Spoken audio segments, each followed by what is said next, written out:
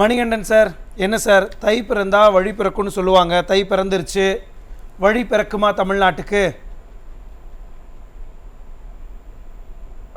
தைரியமாக ஒழித்துக் கொண்டிருக்கின்ற நியூஸ் ஜே நேயர்கள், அருமை நெறியாளர் மனோஜ், சக விருந்தினர்கள் எல்லாத்துக்கும் முதல்ல என்னுடைய இனிய பொங்கல் மற்றும் சங்கராந்தி வாழ்த்துக்களை தெரிவிச்சுக்கிறேங்க. அரசாங்கம் கொடுத்த பொங்கல்ல காலையிலேயே வச்சு நிறைய சாப்பிட்டு வந்துட்டீங்க மனோஜ். உங்க குரல் கட்டி போனதுல இருந்தே அந்த சர்க்கரையோட தரம் என்ன அப்படிங்கிறது நல்லா தெரியுது. பார்த்து கம்மியா சாப்பிடுங்க. உள்ளபடியாங்க, அதாவது தமிழ்நாட்டுல இருக்கிற ஒவ்வொருத்தருமே நம்ம காலகாலமா சொல்றதுதான், தை பிறந்தால் நல்ல வழி கிடைக்கும், நல்ல வழி பிறக்கும் அப்படின்னு சொல்லுவாங்க. ஆனா கடந்த 2 ஆண்டுகளா பாத்தீங்கன்னா தமிழக மக்கள் தை பிறந்தால் வழி பிறக்கும், வழினா தெரியாத வழி, தலைவலின்னு சொல்லுவோமே, அந்த வழி பிறக்கும் அப்படின்னு சொல்லி எல்லாம் எதிர்பார்த்து அந்த வழியில வேதனைப்பட்டு எல்லாம் இருக்கிறப்ப, நான் என்ன நினைக்கிறேன்னா, உண்மையான தை பிறந்தால் வழி பிறக்கும் அப்படிங்கிறது 2026 தான் தமிழக மக்களுக்கு உண்மையான இந்த வழி பிறக்கும் நினைக்கிறேன். ஆனா அதுக்கு ஒரு முன்னோட்டமா பாத்தீங்கன்னா இந்த வருடம் இன்னைக்கு தை பிறந்தால் வழி பிறக்கும் அப்படின்னு இருக்கும் அப்படின்னு நான் நம்புறேங்க. தீராத வழி, தீராத வழி. நான் இவங்க எல்லாம் போட்டு சூட்டு போட்டு நகரத்துல இருக்கிறவங்க, அக்னி பாருங்க, நல்லா டெனிம் ஷர்ட் போட்டு வந்திருக்கிறாரு. நான் சாதாரண இன்னமும் கிராமத்துல வாழ்றோம் தான். என்ன வழின்னு கேக்குறீங்கல்ல, ஒரு நிமிஷம் மட்டும் பட்டியல் போடுறேன். ஒரு கிராமத்தானா இருந்து ஒரு கிராமத்து மக்கள் எந்த அளவுக்கு பாடுபடுறாங்க, கஷ்டப்படுறாங்க நான் வழியை சொல்றேன்.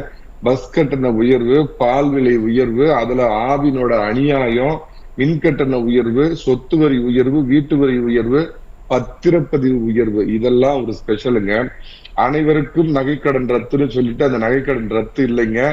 அனைத்து மகளிருக்கும் 1000 ரூபாய் தருவோன்னு பொய்யான வாக்குறுதியை கொடுத்துட்டு, அதாவது ஓட்டு வாங்குறப்ப உனக்கு தகுதி தெரியல, நோட்டு கொடுக்கறப்ப மட்டும் தகுதி கேட்பியா அப்படின்னு மகளிர் எல்லாம் குதிச்சு போய் கிராமப்புறத்துல இருக்கிறாங்க. கல்வி கடன் ரத்துன்னு சொல்லிட்டு கல்வி கடன் ரத்து இல்ல, தாலிக்கு தங்கங்கிற அம்மா கொண்டு வந்த அருமையான திட்டம் நிறுத்தம், லேப்டாப் நிறுத்தம், பிறந்த குழந்தைக்கு பரிசு பெட்டகம் நிறுத்தம், அம்மா மினி கிளினிக் மூடல, அம்மா உணவகம் சோறளித்து அன்னபூரணின்னு அம்மாவை எல்லாருமே பாராட்டினாங்களா, அந்த அம்மா உணவகம் மூடலு, ஓஏபி நிறுத்தம், மகளிருக்கு ஸ்கூட்டர் நிறுத்தம், பொங்கல் பரிசில் ஏமாற்றம். இதே திரு எடப்பாடி பழனிசாமி அவர்கள் இருந்தப்ப பொங்கல் பரிசா ஒருத்தர் சொன்னார் கணக்கு, அந்த கணக்கு கூட ஒழுங்கா சொல்ல முடியாம 5000 ரூபாய் கொடுக்கணும்னு சொன்னவரு, இவ்வளவு நெருக்கடிக்கு அப்புறம் கடைசியா பாத்தீங்க அப்படின்னா 1000 ரூபாய் எல்லாத்தையும் கொடுத்திருக்கிறாங்க. திரு எடப்பாடி பழனிசாமி அவர்கள் ஆட்சியில எத்தனை 26 பொருட்கள் பொங்கலுக்கு சீதனமா எல்லா மக்களுக்கு கொடுக்குறப்ப, நான் அந்த ரேஷன் கடையில பாக்குறேன், அன்னைக்கு எல்லாம் கொடுத்தப்ப வாங்கிட்டு கரிச்சு கொட்டிட்டு போனாங்க. நீங்க தமிழகத்துல வெள்ளப்பெருக்கால் பாதிக்கப்பட்ட மாவட்டங்களை தவிர்த்து பிற மாவட்டங்கள்ல பாத்தீங்க அப்படின்னு சொன்னா இந்த வாங்குறவங்க அத்தனை பேர் கரிச்சு கொட்டிட்டு போனாங்க. இதை விட இதுவரை தமிழகம் கண்டிராத, இவங்க தகப்பனார் கருணாநிதியை விட மிக மோசமான ஒரு ஆட்சியை கொடுத்ததான் இவருடைய 2.5 ஆண்டு திராவிட மாடல் ஆட்சியுடைய இது அப்படின்னு. இல்ல மணிகண்டன் சார், ஒரு நல்ல நாள் அதுவுமா, இனி நல்லா இருக்கும், நிறைய பாடம் கற்றுக்கிட்டாங்க, திமுக இனிமேலாவது கொஞ்சம் திருந்திடுவாங்க அப்படியெல்லாம் சொல்லுவீங்கன்னு நினச்சா, பழைய கதையெல்லாம் இப்படி லிஸ்ட் போடுறீங்களே, நியாயமா? பழைய கதை அல்ல, மக்கள் சந்திக்கும் வேதனை இது. இந்த வேதனையை தான் நான் லிஸ்ட் போடுறேன். இந்த வேதனையில ஒண்ணு மாதிரி இருக்குன்னு சொல்லுங்க. 2வது மனோஜ், ஒருத்தரோட ட்ராக் ரெக்கார்டுன்னு ஒண்ணு பார்க்கணும். திமுக என்றாவது தனது தவறுகளில் இருந்து பாடம் கற்றுக்கொண்ட ஒரு கட்சியா எந்த காலத்திலேயாவது, ஆட்சியில இருக்கிறப்பையும் சரி, எதிர்கட்சியா இருக்கிறப்பையும் சரி, அவங்க தவறு. அதே மாதிரி அமைச்சர்கள் எல்லாம் கொஞ்ச நஞ்சமா இந்த மகளிரை ஏச்சு பேசினாங்க, தாழ்த்தப்பட்டவர்களை ஏச்சு பேச்சு கொஞ்ச நஞ்சமா பேசினாங்க. பட்டியல் போட்டோம்னா நல்ல நாள்னு சொல்றீங்க, அதனால நான் அதோட நிறுத்திக்கிறேன். இதுக்கு எல்லாம் ஒரு விடிவு பிறக்கும், நல்வழி பிறக்கும். தகப்பன் சாமி பழனிசாமி வழிகாட்டுவான், தமிழக மக்கள் மிக நல்லபடியாக வாழப் போகிறார்கள் அப்படிங்கிறதான் இந்த பொங்கல் நாள் செய்தியாகவும் நான் நினைக்கிறேன். இல்ல மணிகண்டன் சார், நீங்க ஒரு கட்சியினுடைய அனுதாபியா இருக்கலாம், இல்ல ஒரு ஆதரவா இருக்கலாம், அதன் காரணமாக உடனே ஆளுங்கட்சி சரியில்லை, திமுக சரியில்லை அப்படின்னு சொல்றத என்ன அடிப்படையில் நான் ஏத்துக்கிறது? நான் ஒரு கட்சியுடைய அனுதாபி இல்லையா, அனுதாபித்தான். நான் சொன்னதை அந்த கட்சி சார்பாவோ ஆளுங்கட்சி சார்பாவோ வந்திருக்கு யாராவது, நான் சொன்ன இத்தனை ஃபெயிலியரையும் அவங்க மறுக்கட்டும். இல்ல அப்படின்னு அவங்க மறுத்தாங்க அப்படின்னு சொன்னா, நான் உங்ககிட்ட விவாதம் பண்றதே, உங்க விவாதத்துக்கு வர்றதே நான் விட்டுறது. மக்கள் அன்றாட சந்திக்கக்கூடிய வேதனையான கண்ணீர் துளிகள் சார் இது அத்தனையும்.